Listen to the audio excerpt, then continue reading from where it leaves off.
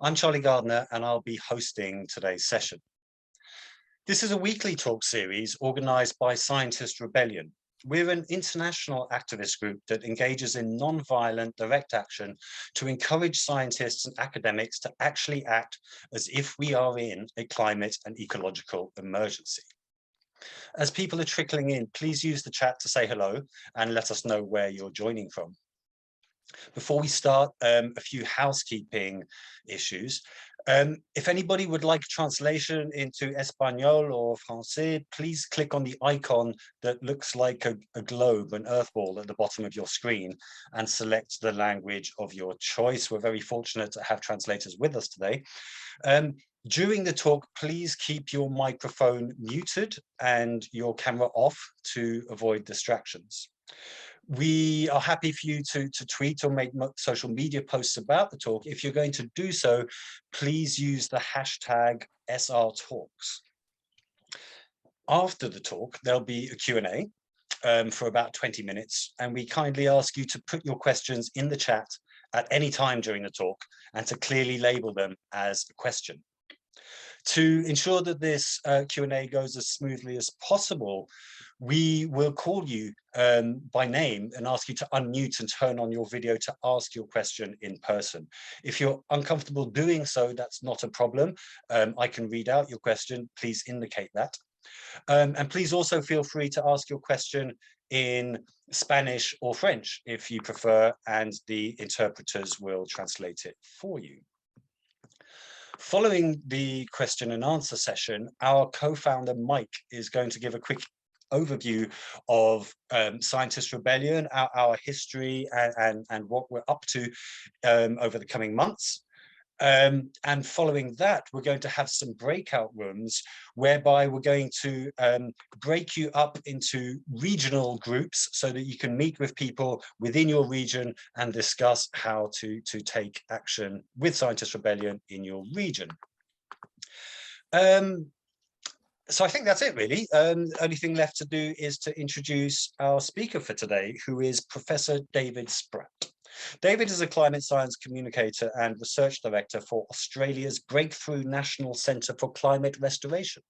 He is the co-author of the book Climate Code Red, The Case for Emergency Action, which first codified the idea of the climate emergency and the climate threat as Code Red. Today, he'll be speaking about the acceleration of climate change and how to communicate it. Thank you, David.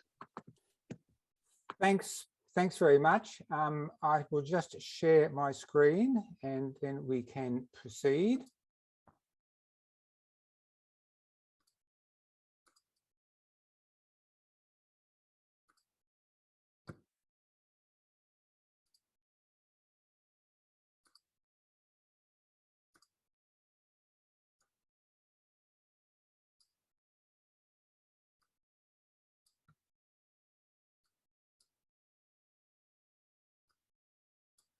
Can everybody see my screen? Yes, we can, David. Thank you. Okay, thanks very much. The most important thing at the bottom of the first line of the slide is my Twitter handle for anybody who's tweeting. So thank you very much. As introduced, I am not a climate scientist. I'm a climate communicator and I work through the Breakthrough National Centre for Climate Restoration in Melbourne. I work in climate communications, and in part that is about the language we use, but it's also in part about the science and the question, which science? So what I have tried to do in my work is bring a critical analysis to the science which is communicated, especially with organisations like the IPCC when it interacts with the international climate making policy conferences and this interface of climate and science, which I will talk about a little bit later. So I'm just going to talk about two publications which probably exemplify my approach. So a long time ago, in fact, in 2008, I co-authored with Philip Sutton a book called Climate Code Red, The Case for Emergency Action. It seems like a long time ago. And that book introduced two terms, the term Climate Code Red, which the UN Secretary General took some liking to last year, and it became a bit of a meme. But more importantly, we codified the idea of a climate emergency, which, as you know, was picked up in the United States by the climate mobilization, and then by XR in the UK and by Greta Thunberg. And in fact, in 2019 became the word of the year for a couple of international dictionaries from fairly humble beginnings. And those words, those languages are important because those words communicate that what we're facing is a paradigm, a problem of business beyond usual. There are no business as usual or political as usual answers. So that's just an example of the language we've used to try and communicate the urgency. The second publication I will talk about very briefly is a report we put out in 2018 called What Lies Beneath the Understatement of Existential Climate Risk. And this report focused on two things: the scientific reticence of the IPCC and an exploration of why the impacts and the threats of climate change are now existential. And that's important for the following reason. Professor Hans-Joachim Schellenhuber, who most of you will know, now the Emeritus Director of the Potsdam Institute, advisor to Angela Merkel, advisor to the EU and the scientific advisor to Pope Francis, wrote a foreword to our report, What Lies Beneath. And in that foreword, he said, and I will quote it, "Expressed in plain language, experts tend to establish a peer world review which can become ever more rigid and focused. Yet the critical insights regarding the issue in question may lurk at the fringes, as this report suggests. This is particularly true," and he's talking about the IPCC here, "this is particularly true when the issue is the very survival of our civilization, where conventional means of analysis may become useless." And that is really the phrase I want to talk about tonight, because it goes to the heart of the scientific analysis that's communicated and why. Following that report, Schellenhuber and Tim Lenton, who had on last week, wrote a paper called Climate Tipping Points, Too Risky to Bet Against, which explored in more detail this idea of existential risks. They provided an existential formula, and they said, and this is something I think, we can always quote when people say, "Oh, no, it's not an emergency." Here are, half a dozen or more world-leading scientists saying, "The evidence from tipping points alone suggests we are in a state of planetary emergency. Both the risk and the urgency of the situation are acute. If damaging tipping cascades can occur and a global tipping point cannot be ruled out, then this is an existential threat to civilization." So we have, some great scientists on our side in this debate.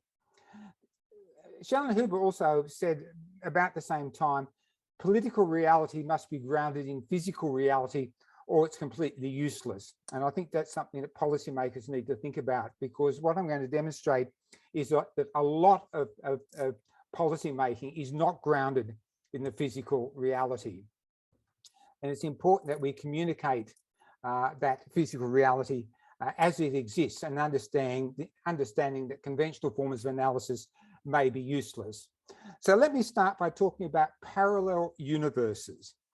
So when I first started writing in this area, I found there were two worlds.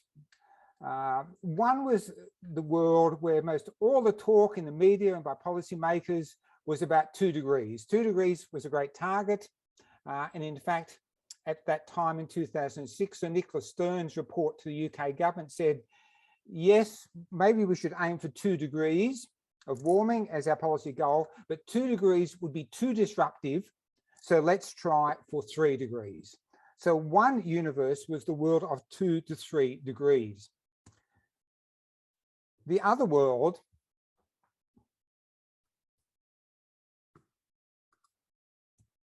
was the world of James Hansen, then the director of climate research for NASA, often known as the godfather of modern climate science. And he said back then, 2 degrees is a recipe for disaster. The planet's history shows that we need to be under 1 degree, or 325 to 350 parts per million, if we're going to all stay here. He said that in the long term, every 1 degree results in 10 to 20 meters of sea level rise. And he said that the world back then, and this is when warming was less than 1 degree, the world was on the edge of a precipice beyond which there is no redemption. So here were two completely different worlds, both supposedly grounded in the science. Now, the first world number one, is a consequence of politicians and policymakers trying to negotiate with the laws of physics and chemistry, trying trade-offs, like Nick Stern saying 2 degrees, maybe 3. And that world is based on a one-sided reliance on climate models, which simply do not deal with, overlook or downplay some of the most significant non-linear and difficult to predict processes. So models don't represent the climate system as a whole, particularly some of the big events like ice sheets, sea levels, and carbon stores. So when you live in universe 1, you get the following reactions. In 2007, the Arctic ice melted really quickly, unexpectedly, the sea ice. And one scientist said it was melting 100 years ahead of schedule. Actually, the science was 100 years behind reality. In 2001, the IPCC report said that the Greenland and West Antarctic ice sheets would not lose significant mass in the next 100 years. Yet 13 years later, in 2014, we had a paper from Rigno et al. On Antarctica, on the Amundsen Sea glaciers, saying that they were already past their tipping point. And one scientist in Melbourne responded saying that this paper was something that none of us thought would happen so quickly. And the same with Greenland. A lot of the feedbacks were not included in the models. So this is the problem with Universe 1. And let me tell you a story which shows that we did know where this was going. There was a brilliant but somewhat maverick glaciologist called John Mercer, who in 1978 wrote, and this is so prophetic, a major disaster, a rapid deglaciation of West Antarctica may be in progress within about 50 years. And he was spot on. Warming above a critical level would remove all ice shelves and consequently all grounded ice below sea level, resulting in the deglaciation of most of West Antarctica. Such disintegration would probably be rapid, perhaps catastrophically so, within a century. And he was derided for this view. They said it was alarmist. And Jim Hansen termed the phrase the John Mercer effect, meaning people playing down their findings for fear of losing access to funding, because that's what happened to Mercer. He was considered alarmist and he lost funding. So this is part of the politics that goes on. Universe 1 is, as I said, is poor on non-linearities. So you have the following comments on Arctic sea ice from Janssen et al. Climate models underestimate the abruptness of the recent changes observed in the Arctic. Models are underestimating this warming. Jason Box in December on Greenland, a more rapid response is happening. We cannot yet rely on ice sheet models for credible sea level rise projections. And this from Turetsky on permafrost. Permafrost is thawing much more quickly than the models predicted, with unknown consequences. So the same thing, models underestimating, can't rely on models more quickly than predicted. The other approach, which I'll call the Jim Hansen approach, which I embraced when I started engaging all this, is one which says, yes, models are one input, but there are other inputs. The observations, Jason Box's work on Greenland now, on it being past its tipping point, is simply based on observations. Learning from climate history, paleoclimatology, which gives us so much insight into what's going on, and what might be called expert elicitations, that is expert opinion. And there's been a lot of debate that in IPCC models, expert opinion and climatology, paleoclimatology, should be as important as the models. And that's not the case so far. So I think one of the things in our communication is not to privilege model-based knowledge over other forms of knowledge. Because if we look at the paleoclimate history, here's the contradiction. The IPCC says sea level rise will be about 0.5 meter by 21 meters, by 2100, plus factors that can't be qualified. Yet a briefing note from scientists at the University of New South Wales at the end of last year said, an equilibrium climate under current temperatures, 1.2, would have a sea level rise of 5 to 10 meters, and an equilibrium climate under current CO2 would have a sea level rise of 5 to 25 meters. Now, I think from a proportionary point of view, it's more important to know these figures than it is to say it's only going to be half a meter. And that's the difference. That's the two universes. This is universe 1 and this is universe 2. So if you look at the current level of carbon dioxide in the atmosphere, about 416 or 500 if you add the other well-mixed gases, the last time carbon dioxide was consistently above 400 was 16 million years ago, and perhaps 23 million years ago.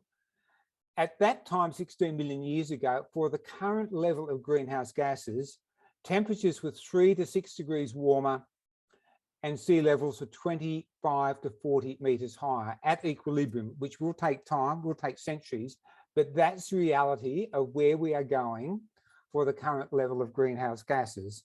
And if anybody wants to read a fantastic paper on sea level rise and reticence, the paper that Jim Hansen wrote in 2007, of course, scientific reticence and sea level rise is a fantastic starting point. So recently I just did a blog series, which some of you might have seen, on tipping points. And at the current level of warming, 1.2 degrees, it seems absolutely clear to me from the evidence, which is considerable, that the Arctic has reached its tipping point. 3/4 of the sea ice has been lost. On Greenland, Jason Bock says there are now feedbacks that means it's past its tipping point. We had a paper in December which got a lot of publicity talking about the Doomsday Glacier, saying that the Thwaites Glacier was now primed for runaway destruction. In Australia, we've lost 3/4 of the Great Barrier Reef, and it looks like the Eastern Amazon is past its tipping point. Now, those blogs are available on my website, climatecodered.org. But just to make the point that at 1.2, not 1.5, 1.2, we've passed tipping points, which really asks a question, which is faster than forecast, is why are we talking about 1.5 or 2 if critical system changes are happening at 1.2? And I just added this slide. These are satellite pictures from Antarctica. This one's in December. This is Thwaites Glacier, and this is the ice shelf that abuts the glacier and prevents its rapid flow into the sea. All this material out here is sea ice. And that paper in December on the Doomsday Glacier said this ice shelf could undergo rapid disintegration. Now, pictures from 4 days ago, satellite pictures, you can see that not only the sea ice is breaking up, but it would appear that a considerable proportion of the ice shelf is also breaking up. One glaciologist confirmed to me today that that's what he thinks what is going on. It will have to be confirmed by others, but this is something they said might happen in the next 5 years, and that was shock and horror, and it may be happening now. Let me now talk a little bit about risk. What's an acceptable risk and what's a risk of failure? So the question is, would you cross a bridge or let your children cross a bridge if there's a 5 or 10% chance of failure? The answer is no, you wouldn't. Would you cross a bridge if there was a 1% chance of failure? No, you wouldn't. But we get carbon budgets and emission scenarios day in, day out as part of the policymaking process with a 50 to 66% chance of success, which means they have a 33 to 50% chance of failure, of overshoot, a 1 in 2 chance of failure. And my question, and this is probably my most important question for the night, is why do policymakers and advocates and researchers accept risks of failure with the Earth system in their advocacy that they would not accept in their own personal lives? There is a moral hole in what's going on with these risks of failures which are accepted in scientific papers. For example, we did a paper last year on carbon budgets. If if you only want a 10% chance of exceeding 2 degrees, there is no carbon budget left for 2014. The scientists gave me the work on this in 2014.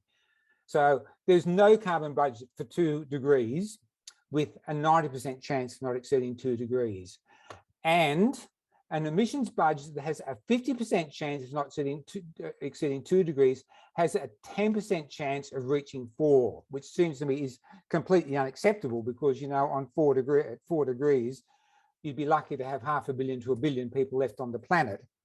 So coming back to Schellenhuber and the foreword he wrote for us, and this is, I think, you know, a fundamental point. He says, calculating probabilities makes little sense in the most critical instances with feedbacks. Rather, we should identify the possibilities, that is the potential developments in the planetary system that we know. So he says, not probabilities, but possibilities. So let me explain why. Probabilities are middle of the range outcomes. So it'll probably be, you know, between 10 and 20, let's say 15. So 15 is middle of the range. The high-end possibilities are at the end of the probability distribution. As Schellenhuber said, and I quoted early, crucial insights may lurk at the fringes in the high end of possibilities.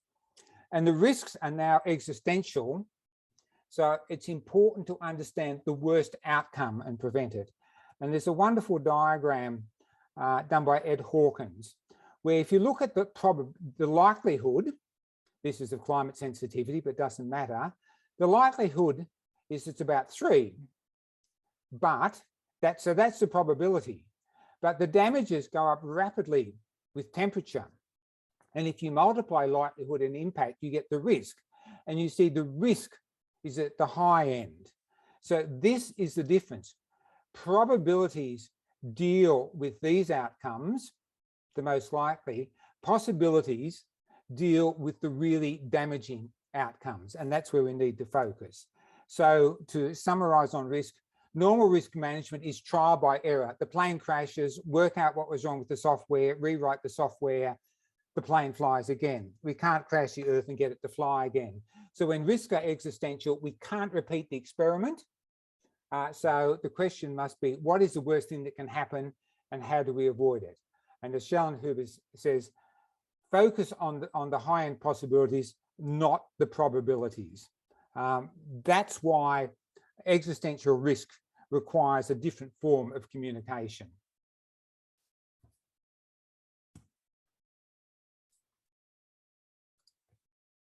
Let me just come a little bit now to science and politics, which I mentioned earlier. In 1990, at the first IPCC assessment report, it was reported that the United States, Saudi Arabia, and the Russian delegations acted to water down this sense of alarm. This has happened every time. In 2004, Martin Parry, one of the lead authors, said, governments don't like the numbers, so some of the numbers were brushed out of it. In 2014, the summaries for policymakers were significantly diluted under political pressure from Saudi Arabia, China, Brazil, and the United States. So this is the intersection of science and politics. This is partly due to the IPCC governance. The IPCC is run by politically appointed ambassadors from 190 odd countries. It's also reticent because of whom they appoint to be the coordinating authors, and also because of the process for the summaries for policymakers. Summaries for policymakers in which the lowest common denominator consensus. One country at the IPCC can knock out any sentence in a summary for policymakers. So IPCC science in the end is science for policymakers. And let me give you a really clear example.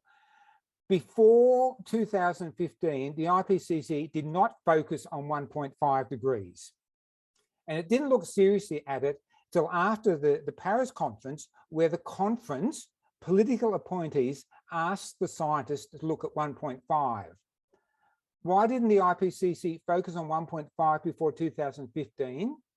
It was because it wasn't considered politically relevant.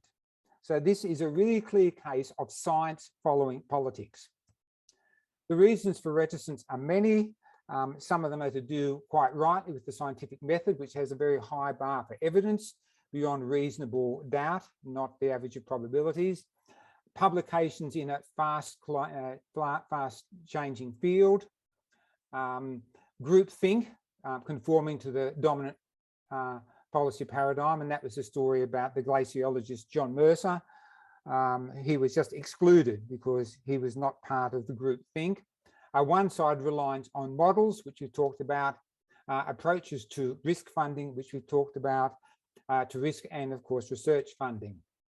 So I think it's important to understand that the IPCC is what Sheila Jasanoff called regulatory science versus research science.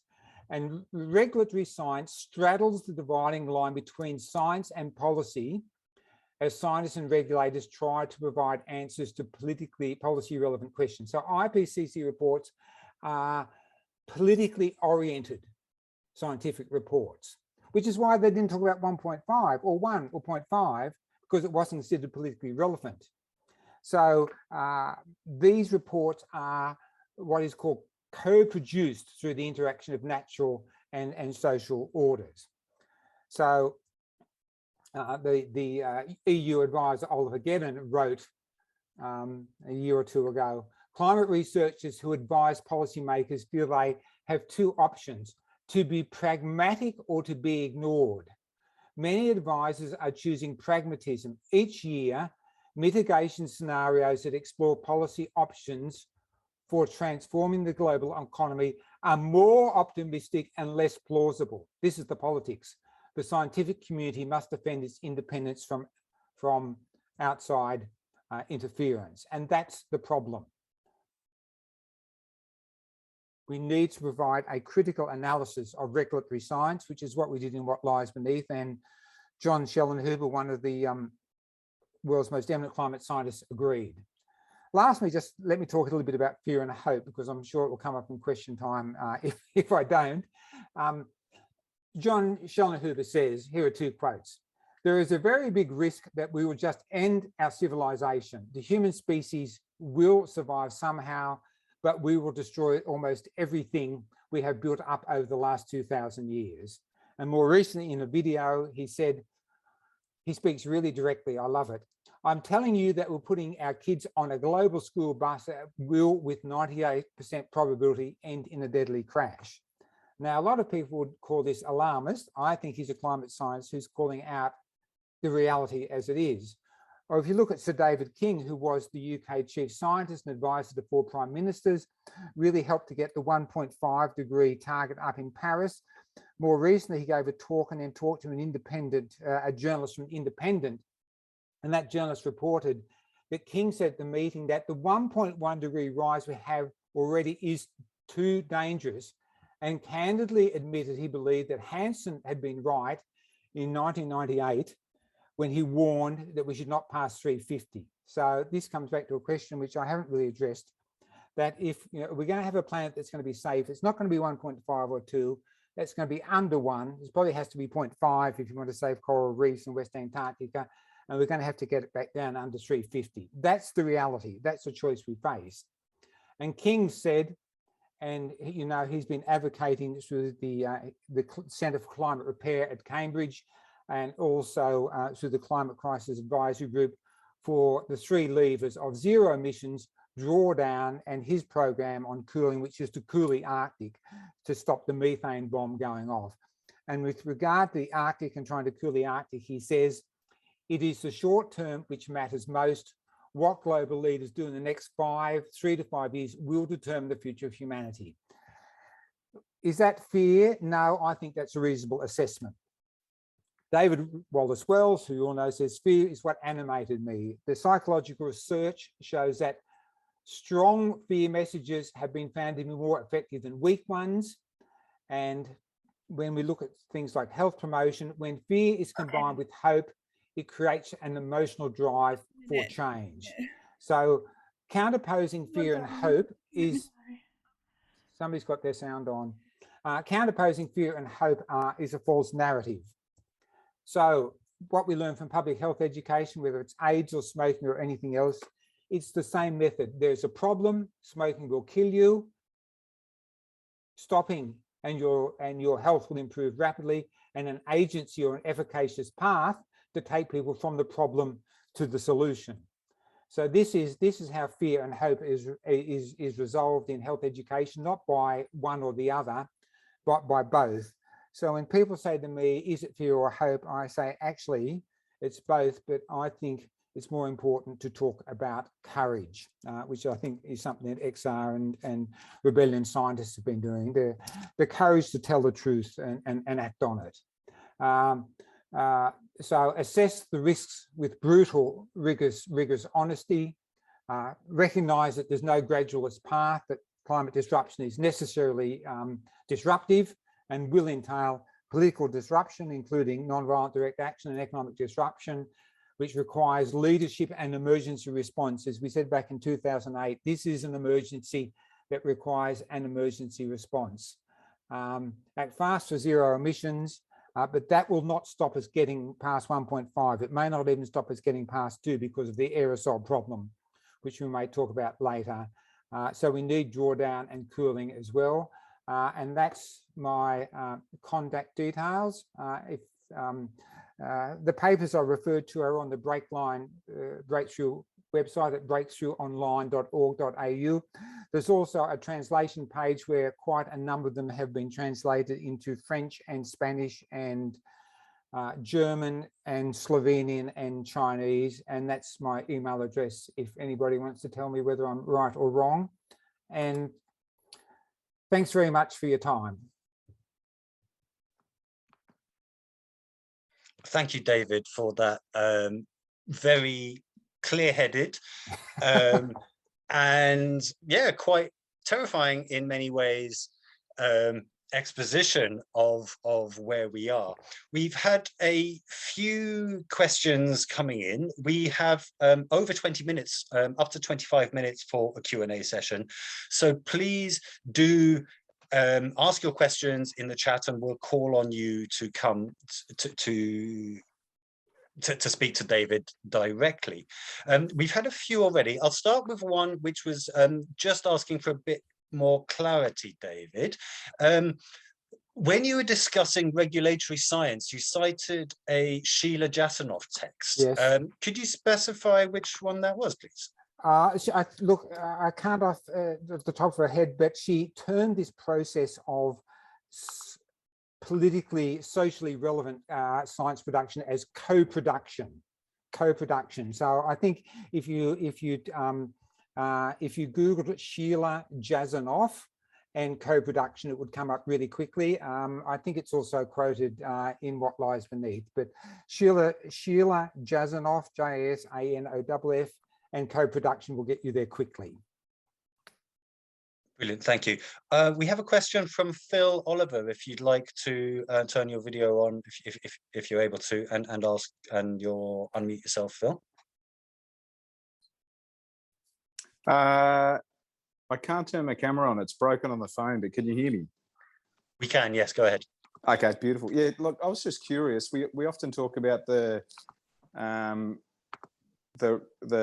paleoclimatology records and sea level rise in relation to carbon.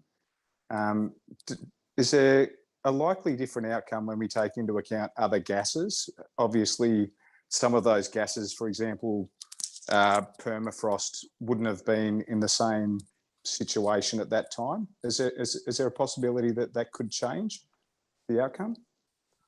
Thanks, Phil. I think it's the difference between the short run and the long run, because in paleoclimatology, you're looking at when systems have reached a point of equilibrium, you know, where you've had a steady rate of greenhouse gases, you know, for a million years or whatever it is. And at those times, the short-lived gases, I mean, you know, carbon dioxide is up there not forever, but for thousands of years.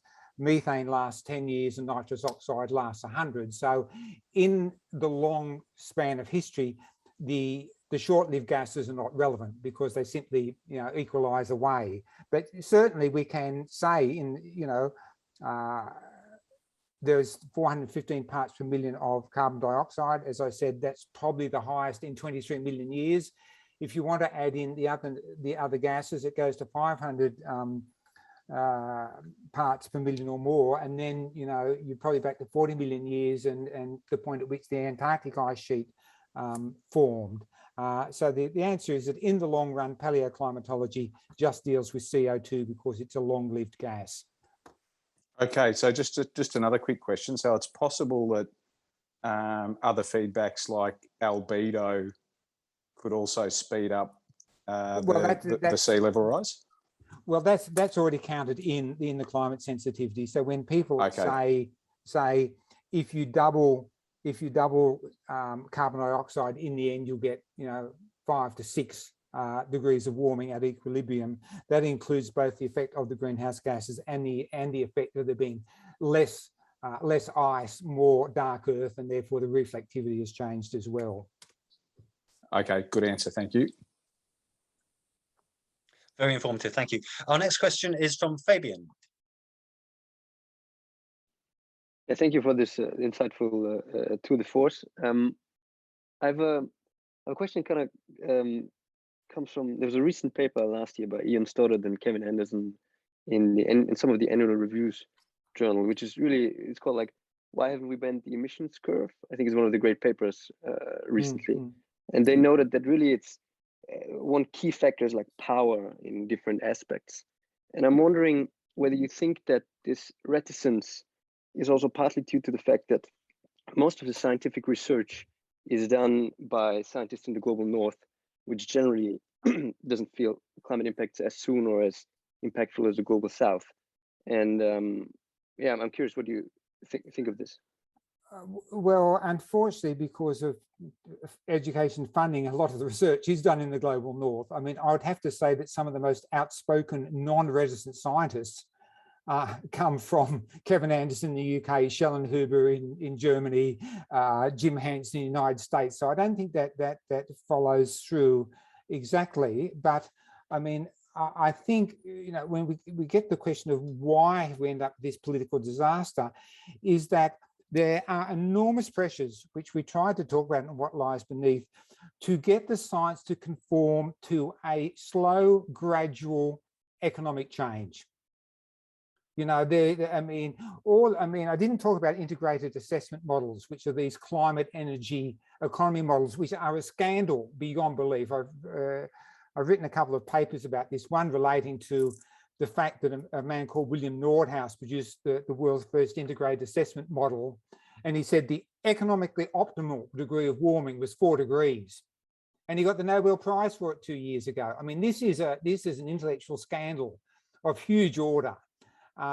If you look at the banking regulators, are basing their work on work by the International Energy Agency and a thing called the Network for Greening the Financial System, which is the world's central bankers using integrated assessment models, which are scandalous, which assume that you're going to produce 50% more food but have less land than you do now, because some of the land is going to produce bioenergy. I mean, integrated assessment models are now at the core of what the IPCC is doing. Integrated assessment models are at the core of the Paris Agreement and the Glasgow outcome, and they are simply a curse.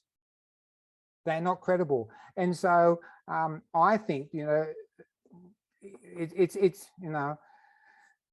it's a great story that hasn't been told yet about why so much science and scientists and research money is going to produce stories compatible with the idea that there is a slow, gradual, non-disruptive path solution to this, where there is no non-disruptive path. I think people in the global south know that there's no non-disruptive path, and that's where they're really ahead of the first world. I don't know whether that answers your question, Fabian. Yeah, thank you. No, I agree with, Steve Keen has also written on integrated assessment models critically and so on. But just on the point, Nemo Bassi wrote a book, To Cook a Continent, 1.5 degree, 2 degrees. I mean, it's unimaginable pain. So I would intuit that if they were at the forefront of the science, they would feel the urgency more closely. But yeah, thank you. We have a question from Alan Davis. If you'd like to turn your mic on, Alan.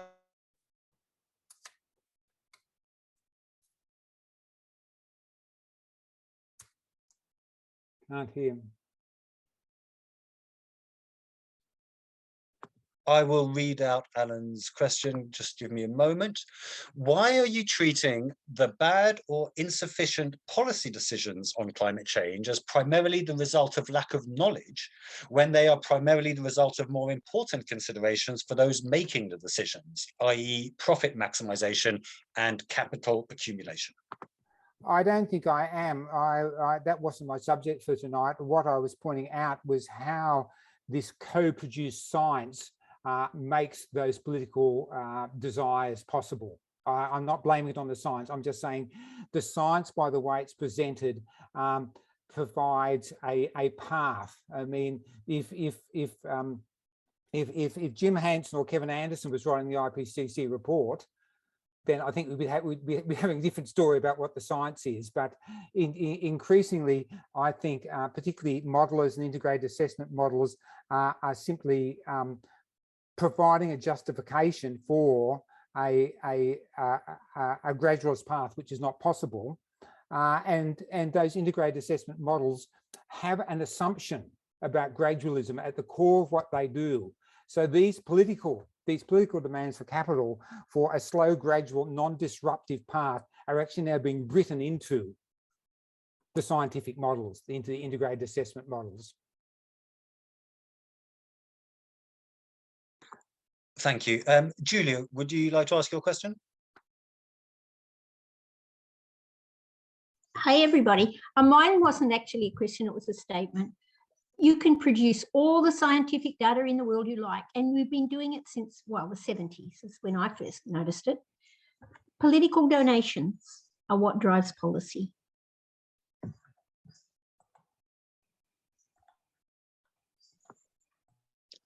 Thank you, Judy. We have a question about the parallels of global health from Julia. Are you able to ask, Julia?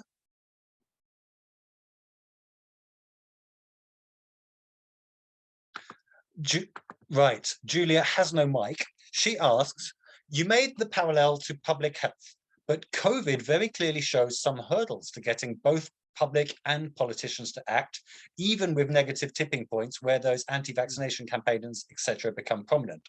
What can we learn from this for climate communication? I'm not an expert in this area. I would say in my country, Australia, where the vaccination rates are now, I think, above about 97%, it was really clear that when I think the basic public health formula worked. People said, here's the problem. This is what's going to happen. This is what COVID can do. Here is a simple action you can take a vaccination, and this will be the result. Your chance of getting COVID and dying is much lower. And 97% of the population in Australia agreed with that proposition. So I don't think it disproves the case. I mean, I think we are now moving into a post-enlightenment or a pre-enlightenment phase in science, where science no longer and evidence is no longer important in a digital world. But I think that's a slightly separate question about why evidence-based debate doesn't seem to have the efficacy with some people it used to. That's beyond my pay grade. Julia's subsequently asking whether simplicity in messaging is a key in that case. Yes, absolutely. I think, I don't know whether we created the term climate emergency. I mean, I wasn't aware of anybody else using it before we wrote it in a book in 2008, and it certainly got picked up by XR and Greta and so on. And I think that was a really simple phrase that worked. I mean, XR mobilised more people than anybody else ever had in the UK. Greta mobilised more young people in the world than anybody else ever had. I mean, the combination of climate emergency and Greta saying blah, blah, blah was probably really effective communication. So simplicity, absolutely, absolutely. I mean, the science is objective and tough, but our communication needs to be of the heart I mean, when I thought of the term climate code red, I thought, well, how can you communicate this idea that this is an emergency? And I was thinking about hospitals, and I remember looking up and I thought, what's the emergency term in a hospital? And they have a code blue and a code red. And I thought, well, why don't I put the word climate in front of code red? You've got climate code red, which is quite an emotional term, but I think it communicates that sense of urgency. So absolutely. David, I'll be forever grateful to you for having coined this term climate emergency. I find it so powerful, so useful in my communications and in my work. What I particularly like about the word emergency is that it doesn't just describe a situation, it implies a response. And this is key. Yes, I mean, I was brought up in country New South Wales, and we had floods every year, and we had bushfires. And when I was reflecting that when we have these extreme events, we don't act normally. You know, we close schools, we evacuate towns, people leave their normal jobs and do a different jobs. You airlifting food, you go into a completely different mode when you deal with these natural emergencies. And this is like the world's greatest emergency. This is a human-caused emergency. So it is both a descriptor of the problem and a way forward. I mean, we, in the book, and many people have talked about the war economy. I mean, it is simply an emergency response is a response beyond normal politics, where you don't try and negotiate away the problem like you do in normal politics. You actually go, I mean, you know, if you try and negotiate away a war, you'll lose. You have to apply the resources necessary to get the result you want. And the same is true with this. And that's the point about Sheila Jasnoff and co-production. When this science and politics collide, you get a negotiated outcome about the science that means that you're never going to solve the problem. So yes, maybe someone will come up with a better word, but I mean, this is an emergency. You have Tim Lenton and Schellenhuber, and I think everybody now recognizing that that's the case. Yes, it's broadly acknowledged everywhere now. In your final slide, you mentioned the need for direct action. And we have a question from Juan Bordera, who would like you to elaborate on that. Juan, can you ask your question? Yeah, of course. Thank you. Thank you, David. First of all, what actions, in your opinion, would be most helpful in highlighting the urgency from a civil disobedience perspective? Well, I mean, I think that if you look at how the conversation has changed internationally in the last 4 years, it has got more to do with Greta Thunberg and what she initiated than anybody else. I think that's the single greatest factor. I think XR is probably the other great factor, and that is mobilizing people, getting them out on the streets. I mean, I love Roger Hallam because he's so uncompromising. You know, and that's what we need. We can't negotiate this away. I don't have a magic bullet as to where exactly those actions should be focused. But I think that businesses and politicians and decision makers need to be felt to be made uncomfortable, if I can put that politely. Uncomfortable at a minimum, one might say. I'm being recorded. On this question, this is precisely why Scientist Rebellion exists. We exist to do precisely that. I hope that you'll have felt emboldened by some of what David said. In less than 10 minutes time, we're going to be hearing from Mike, the co-founder of Scientist Rebellion, who is going to talk about precisely how you can join us, engage with us to do precisely the sorts of things that David is suggesting is required. In the meantime, we have a question from Gianluca. Yes, I think this question in a way picks up on the previous one. So I was wondering whether you could elaborate more on which type of fear we should induce in people. So I agree with you that the fear is more engaging than hope, and in a way the two should be combined. But what we see is, I would say, inertia in the largest swathe of the population. So there was a recent survey by Kantar saying that people in the global north think that the climate change is one of their utmost concern, but then they say that they are already doing enough sacrifices in order to challenge it. And there has been an experimental study published in Nature Climate Change about 8 years ago, showing that people from the current generations showed zero concern for people from future generations. So we are really, I think, stuck in this type of inertia that is very, very difficult to circumvent. And I think it's very difficult to come up with, an optimal strategy also in terms of communication. Great question. You probably need a whole topic on it, a whole Zoom on this. I'm not a psychologist either. I'm not many things. I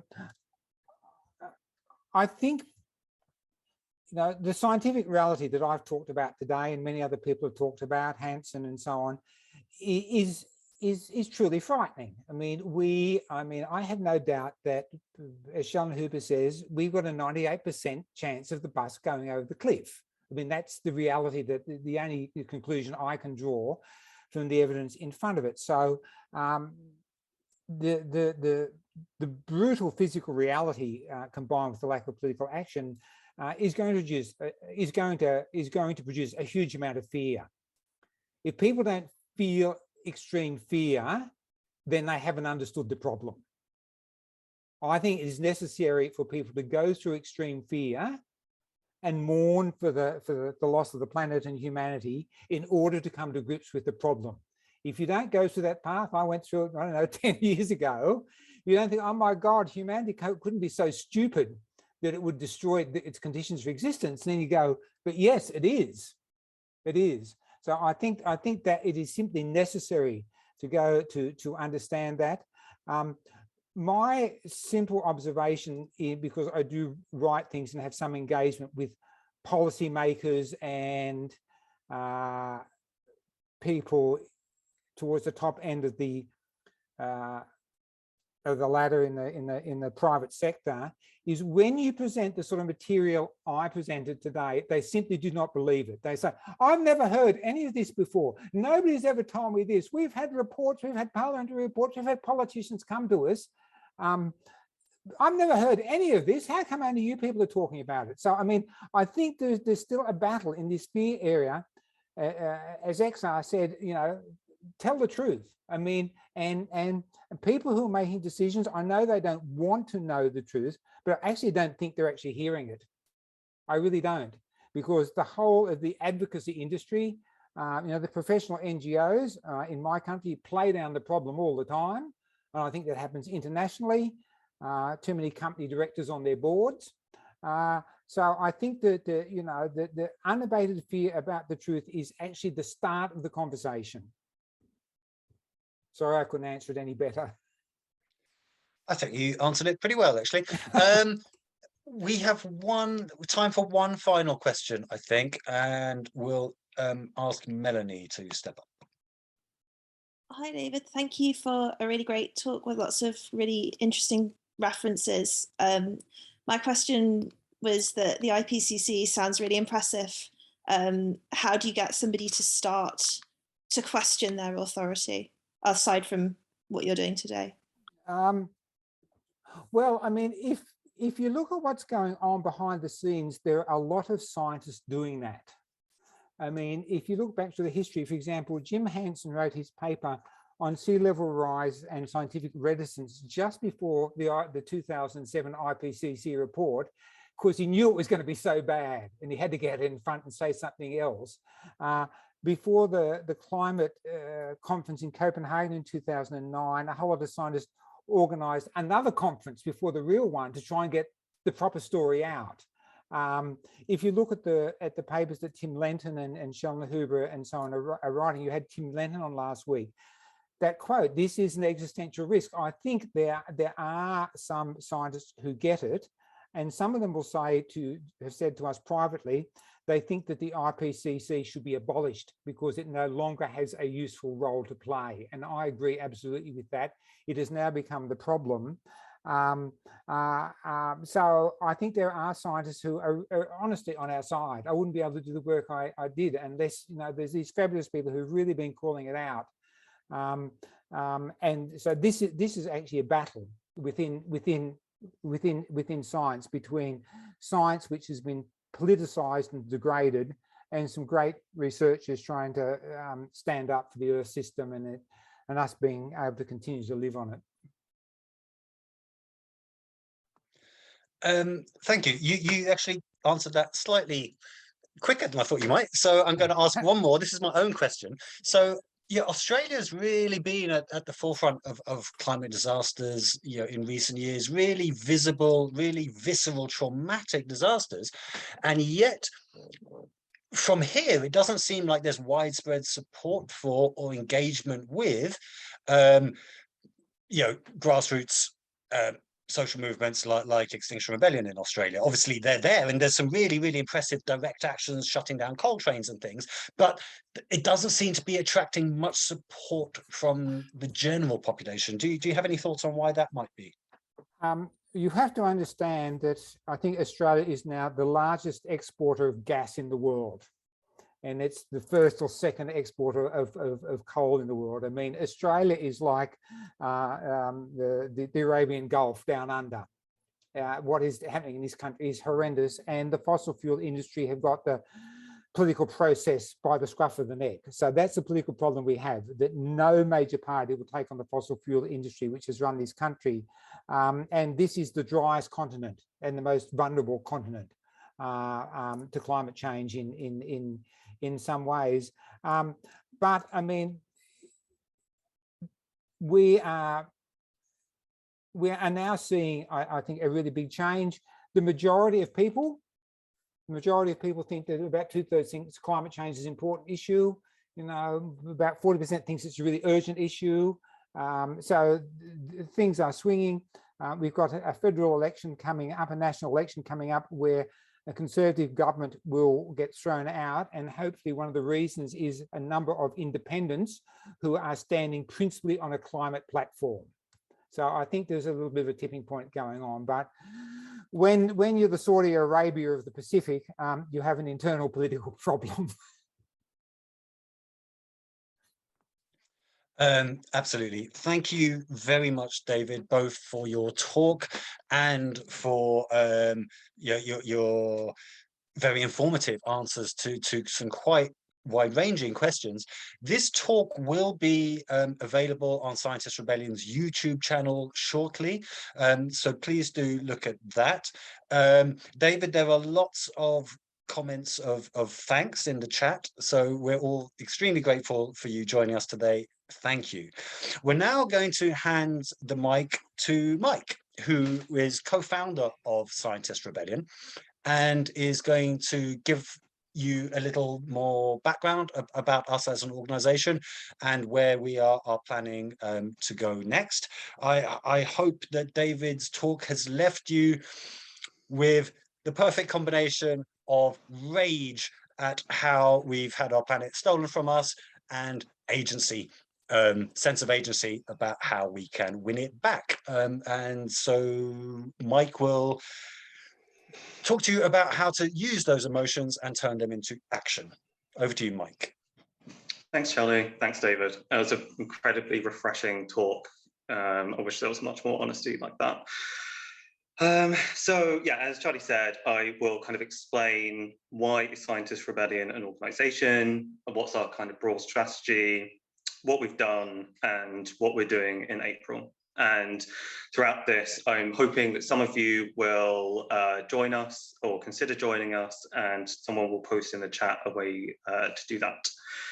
So first things first, we are a non-violent direct action group of scientists. And the reason that we were set up is because we believe that scientists have a special responsibility to take direct action. In the past, it has been, scientists have been put on a pedestal. It's kind of been said that scientists have done their bit by doing the research, by publishing papers, by giving presentations, and that then they should be able to, put their feet up and that's that, right? And if there's failure, that's because of the media, that's because of politicians, that's a shame, but scientists did their best. We think that's a load of crap. We think that scientists have a far greater responsibility. I am a white male who has a scientific background. I couldn't have more privilege if I tried, right? The idea that scientists shouldn't risk their privilege to show the seriousness of the situation is nonsense. So there's one, just jump into a metaphor that I use quite a lot to explain this. So if you imagine that there are two people sat in a building, and one of them calmly turns to the other and says, just want to let you know, the building's on fire and the roof is about to collapse and we're both going to die unless we smash a window and get out this building. And then they turn back to their book and sip on a cup of tea. The other person would be very reasonable to not believe that person. It would be actually kind of odd almost to believe that person if the person making the alarm, making that statement didn't then act. But that is basically exactly what the scientific community has done, except for the fantastic James Hansen. Until now, we have said, that scientists are above this, and that's just not true. If we really believe the things that we're saying, which we should because they're true, then why aren't we acting? Words are cheap. And that has been borne out in reality by the fact that emissions have continued to rise. Scientists have given presentations, they've been really good presentations, they've been aimed at the elite, and the elite have not listened. And in my mind, that should have always been obvious. And as David said, there's a very clear reason through the John Mercer effect. There is a lot of reasons why scientists do not want to act, right? And it's not because they don't think it's effective.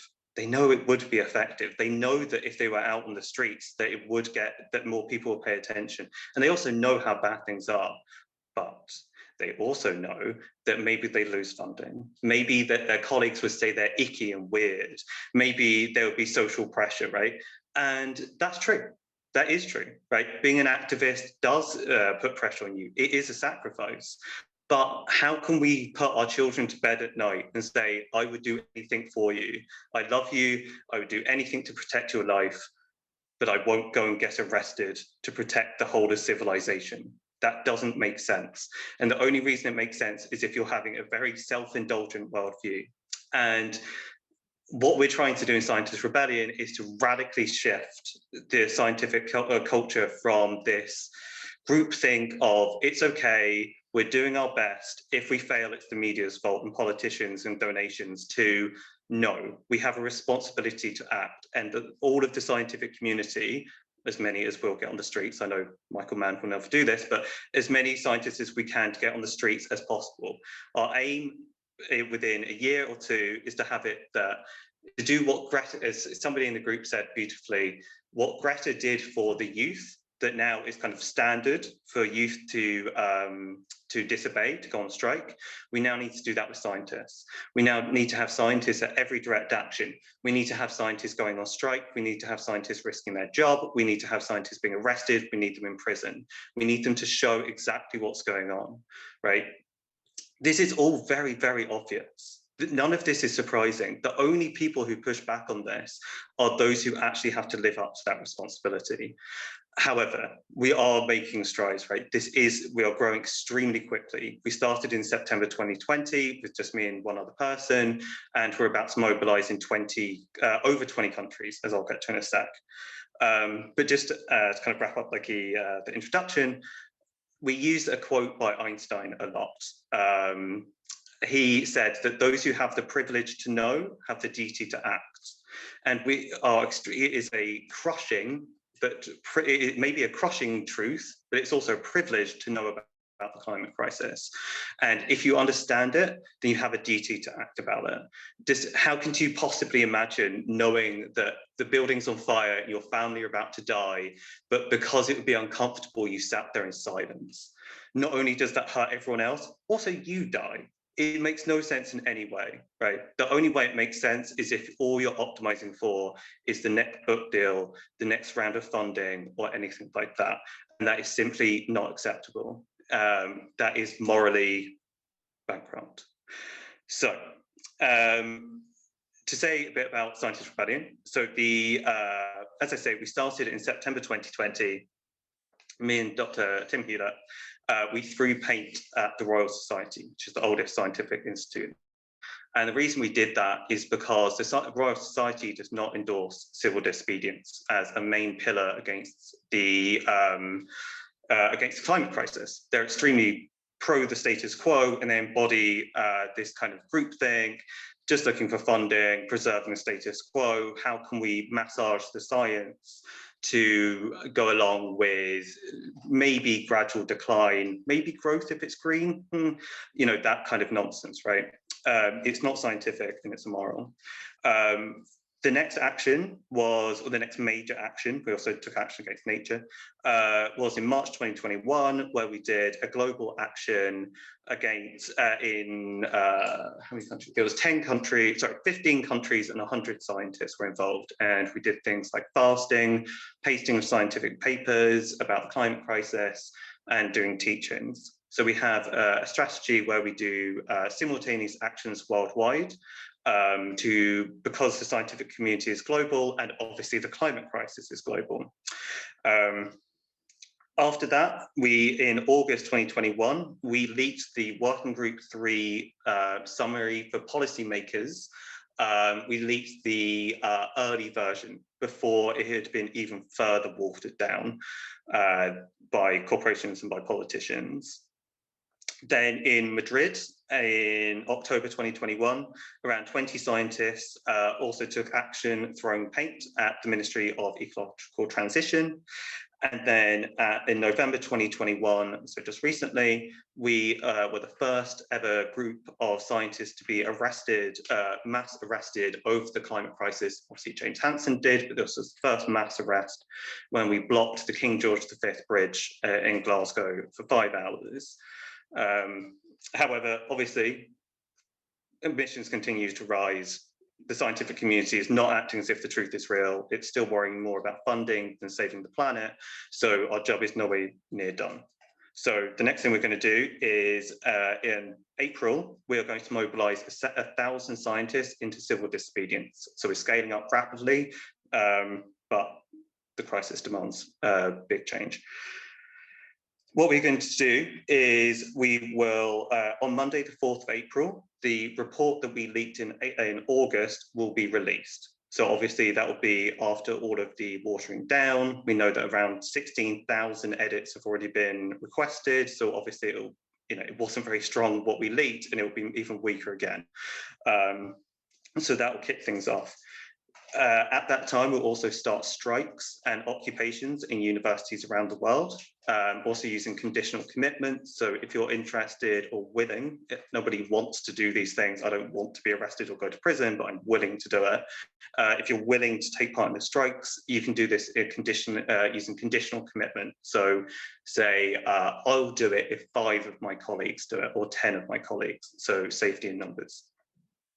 On Wednesday, the 6th of April, is when we're going in with the big actions that show exactly how scared we are.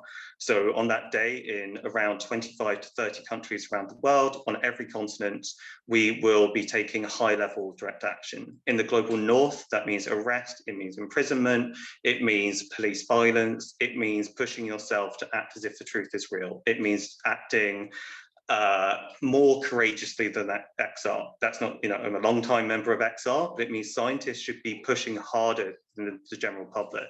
We know more about it, so we should be risking more. It is disgraceful to say, yes, but my privilege means that I should do less.